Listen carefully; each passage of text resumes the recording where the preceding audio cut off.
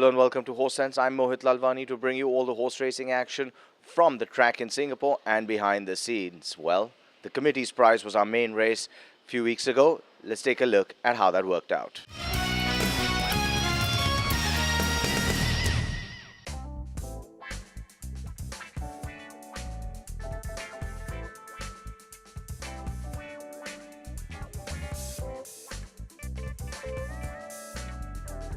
The year 2000 was a seminal year for horse racing in Singapore.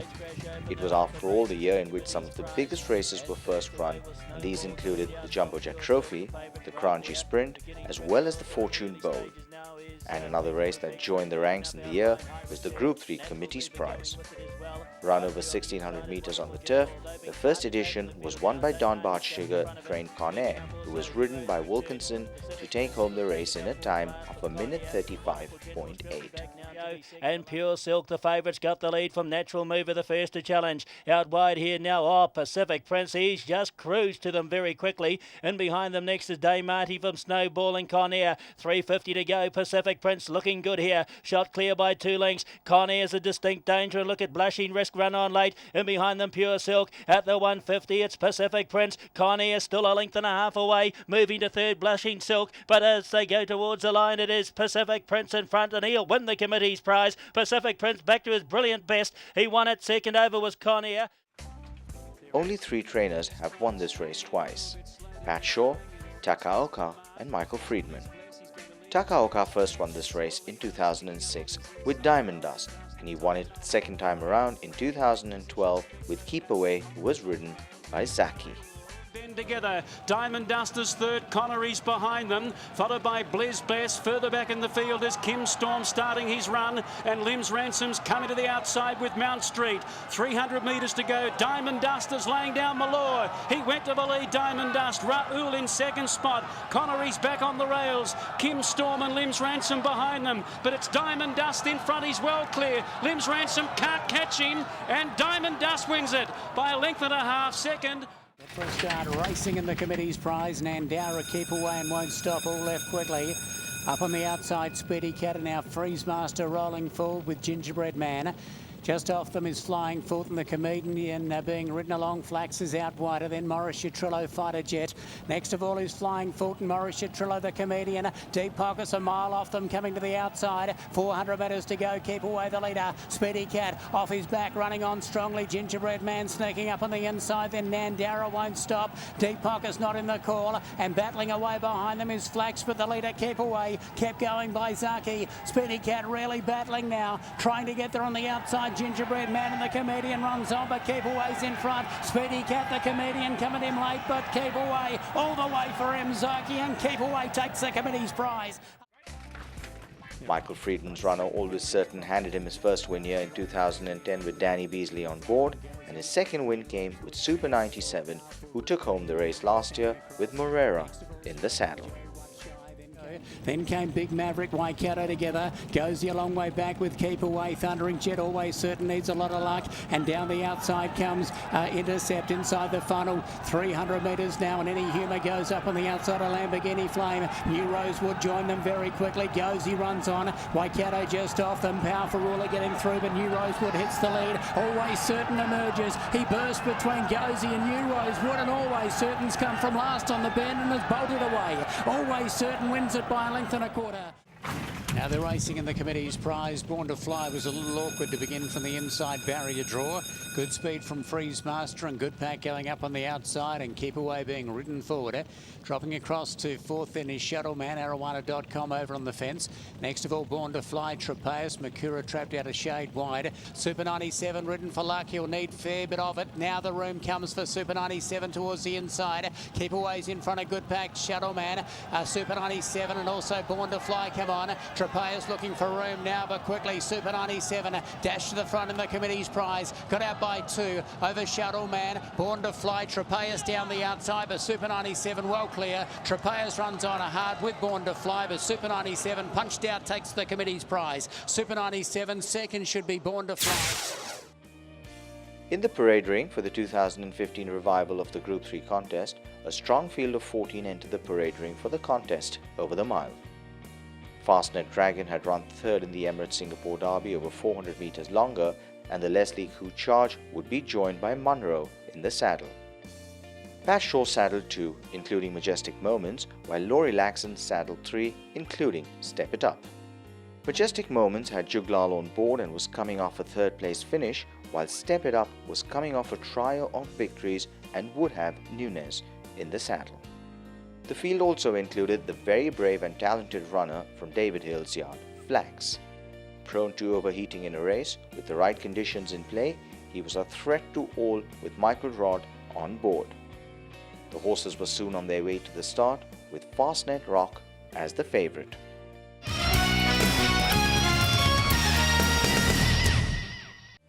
The Group 3 Committee's prize, run over a mile, attracted a field of 14 at Kranji. With Fastnet Rock as the favourite at start time, it wasn't long before the starter had them loaded and set them away.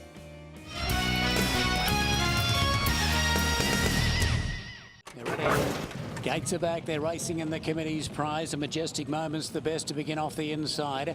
Born to Fly away quickly, and Fastnet Dragon right up on the speed in the early stages. Flax is coming across. They were followed then by La Victory. Knight's Command, Darcy Charmer getting a little tight for room around it. Next of all is Trudeau beginning to edge forward from Daviday, caught out very wide. Stepitup is back on the fence.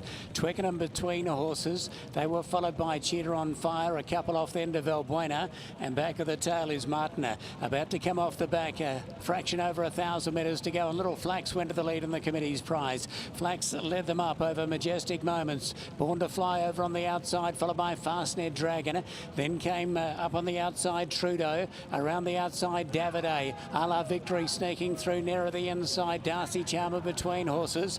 Over on the inside, Knight's Command, then Cheetah on Fire. They're really packing up here. Twickenham was next from Martin and Valbuena back of the tail. They haven't gone super quick, and Flax will be the first to see the judge. Flax turns in narrowly over Majestic Moments. Born to Fly. Fastnet Dragon now needs a little bit of room. He's trying to push into the clear. Daviday down the outside. Stepitup back to the fence, followed by Darcy Charmer. Cheetah on Fire begins to run on. Flax, Majestic Moments and Fastnet Dragon come together. Born to Fly. Cheetah on Fire down the outside. Fastnet Dragon coming after Flax. Majestic Moments between them. Flax over on the inside. Fastnet Dragon goes to him. Fastnet Dragon, Flax, they draw down to the wire. Flax has taken it out by a head over Fastnet Dragon. Third is tight, Majestic Moments or Cheetah on Fire, followed by La Victory. Then Born to Fly, Martin Stepitup, Twickenham. Valbuena ran on from Darcy Charmer, then came Daviday. I think Michael rated him very well. You know, we discussed it in the paddock, there wasn't going to be much pace here. And I said, instead of sitting 3-4 wide, go to the front if you have to. I said, he's just as good in front, you know, and he's as tough as nails. You won't let horses pass him. I mean, he's such a great contender. You don't want to kill him, you know. I mean, I believe in looking after horses, and we've looked after him and he's done well. Yeah, I'm really fortunate. He's obviously I haven't been here in Singapore long, but I definitely know the horse, and I went back and had a look at some of his wins, you know, a few years back, and he's all heart. He can sort of come from behind or up on the speed, and David left it to me from the gate. It was a little bit awkward, and I just thought that the work I have to do early would be better than going back and then putting the brakes on, and that's what it sort of looked like. So we rolled the dice, and it worked out really well for us. Once I got to the front, he just put his head down like an old pro, and we really steadied him up there and had a good breather around the back there. And straightening up, I was giggling to myself. I couldn't believe how much horse I had underneath me, and I know how much he gives. He was a great run last start. He went from 12 to 18, so I knew today at the mile he'd be spot on, and he just kept fighting. He got challenged left, right and centre from Alan Munro's horse, Fastnet Dragon, and he fought him off, the old boy. So, no, it's brilliant. I can see it's very special for David, and Sammy's up there crying her eyes out. You know, it's brilliant. Flax made a daring move up the backstretch to take the lead. More accustomed to running on late, he was able to control the pace and held off a late charge from Fastnet Dragon. With this victory, the son of Silvano has taken his earnings to nearly $1.3 million.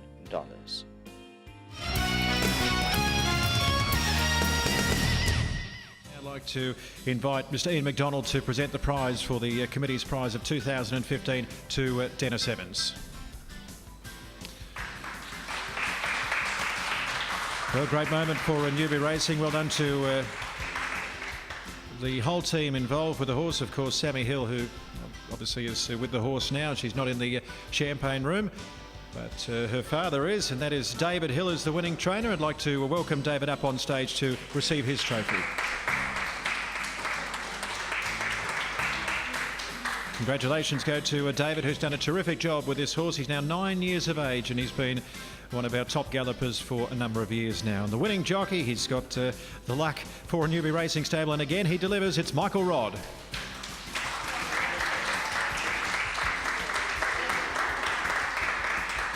Terrific tactical ride from Michael, and today he scores in a breathtaking finish over Fastnet Dragon. It's Flax who's the victor in what might be his last run. We don't know yet officially, but if it is, he'll bow out a winner in the committee's prize. A terrific race this year, the committee's prize. Our congratulations go to all winners.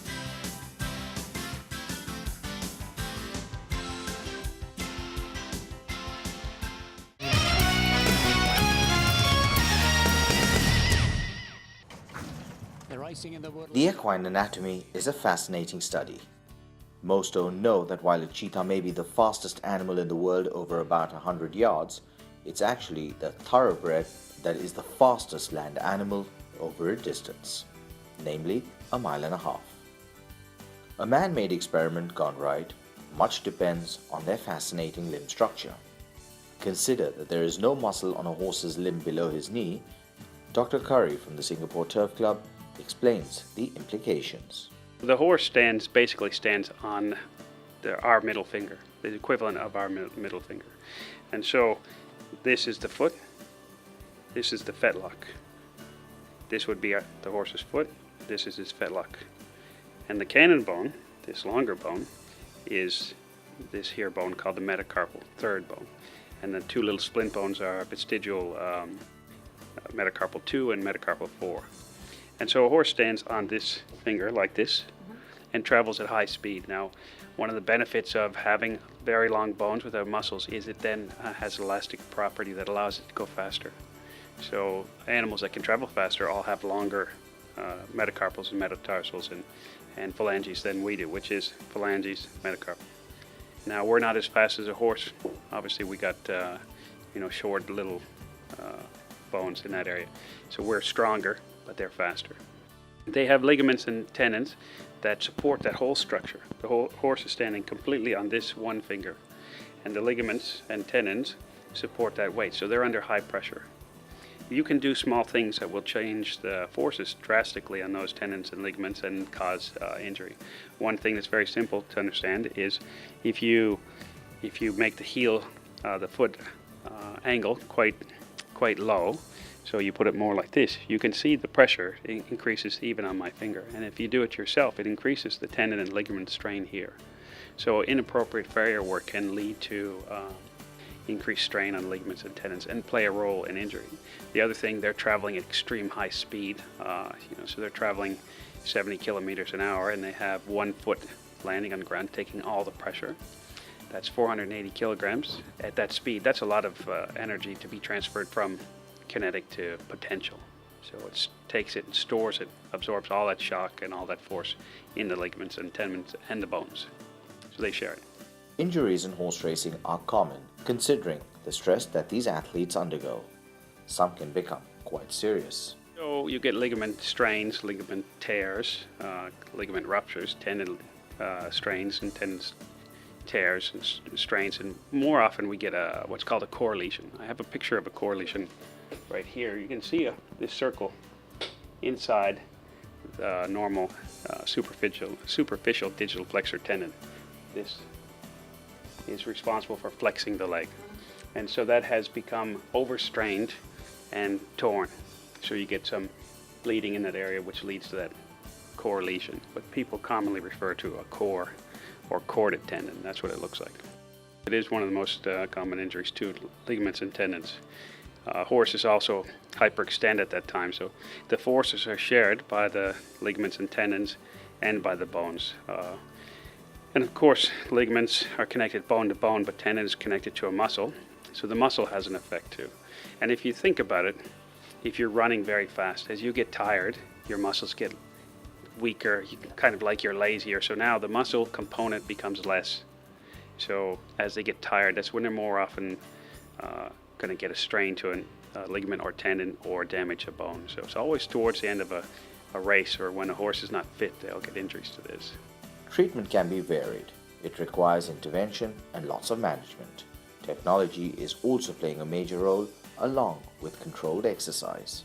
So tendons and ligaments are a very big source of frustration for owners and trainers and vets alike, because you can have a small lesion that will get better and you can have a small lesion that doesn't, and vice versa. You can have a very big lesion and won't get better. So it's still a little tricky to say how long. So we have these protocols where we used to just take a horse at a tendon and ligament injury and put it in a field for 6 months and bring it back to racing and start training straight away, but that didn't work very well. So now what we'll do is we'll stall rest them for 30 days, re-ultrasound and see the state of the tendon, see if there's any evidence of healing or if the core lesion has become bigger.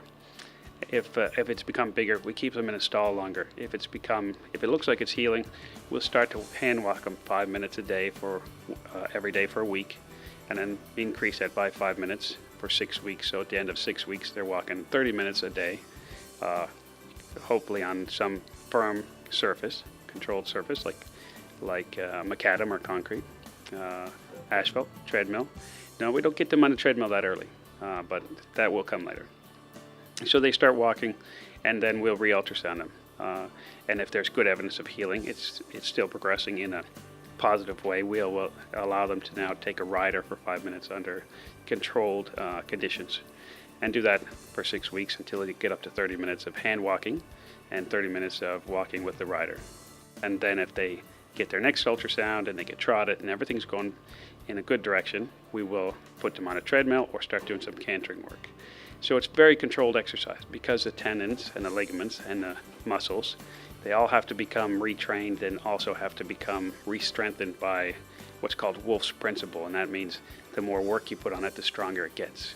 And that's why when we used to put them in a pasture for 6 months and bring them back, they would be more likely to re-injure, because they never got re-strengthened. So they look great, but there's no strength. And now, when a tendon and a ligament heals, it never gets back to the original strength. Where bones, they'll go back to the original strength. Tendons and ligaments, they don't go to original strength. And that's a real concern, because if they weren't strong enough in the first place to hold up, they may not ever be strong enough to hold up again. So you have to really train them very delicately and watch them for every sign of pain, and then pick your battles. What races, what distance, what... Dr. Curry has years of experience which has helped find a balance between treatment and management. That's exactly accurate to what we have, but we have no choice. We do have to treat the symptoms. A lot of times we won't really know the root cause. Was the horse tired for some reason, maybe had a virus that day, or did he take a bad step, or did he knock his leg when he's working, causing a traumatic injury? Typically the ones that occur in the center are just overstrain injury. The ones that occur on the edges, like that one, can be due to interfering with himself, just hitting his leg as he's running. Old therapies are giving way to the new, and it is Dr. Curry's role to stay on top of these. Okay, so check ligament surgery. So each superficial and deep digital tendon has an accessory check ligament, which is your superficials here and your deep. And so they have a little band, because the superficial and deep run a long distance. So they have a little band that comes off on an angle like this. So for your superficial and your deep, you have a check ligament that comes and attach here to the deep, and the superficial attaches up higher to the top of the carpus. And so what do? They kind of restrict the amount of stretch you can have in that tendon. So if you cut it, it allows that tendon to have a little more freedom. And so early research has shown that it was quite effective in helping, some problems with the deep digital and some with the superficial. For the superficial, it had to do with injuries more than with the deep. So they would cut it, and then there would be less strain on the tendon, and then it would appear to heal well or better. So, but ironically, we end up with more suspensory injuries after. So it has not been as popular recently as it was when it first came out. It seems that allowing it to stretch more maybe puts more strain on the other structures in the leg, which then leads those to break down and become injured. Yeah, it can have repercussions. It does heal back together as well. So there's different ways people approach it. There's been some research with Botox, or paralyzing those areas a little bit so that they can stretch more and have less tension when they're healing. And there's a lot of different therapies aimed at increasing the healing, but we really are not completely, there's many treatments, which means that none of them work great, so we're struggling. Things have changed a lot in the last 15 years. So we've gone from just splitting the tendon, where we opened the tendon has a cover around it called the peritoneum, so we'd split that to release the tension, the pressure inside there. And then we've gone to PRP, platelet-rich plasma, that we inject into the tendon. We have stem cells we inject into them, and there's lots of hope with that. It hasn't worked as much as well as we'd hoped, but it does have a place, and we do use it. And we've been doing that for about 12, 14 years now, and so in select cases it's good. It's expensive to get stem cells, but if you've got a good horse, you can inject them. You can get adipose-derived stem cells, and you can get bone marrow-derived stem cells. And then the trick is finding ones that will be truly pluripotent, will become tenosynovites, so they'll grow into tendon tissue. If you put stem cells in that don't have the ability to become a tenocyte, then no point. Then we have things like shockwave therapy, which increases the healing, especially in the ligaments. It has a lot of success been demonstrated with the suspensory ligament injuries. Then you can do things, certain types of shoes to help them. You can train them differently, different surfaces. You want a very routine or very consistent surface so that they don't take any funny steps when they're working, especially in the healing phase. So those are the main ones. Well, and that's all we have on this episode of Horse Sense. As always, thank you for being our guest. You can follow me on Twitter at Mohit Lalvani, until I see you on the next show.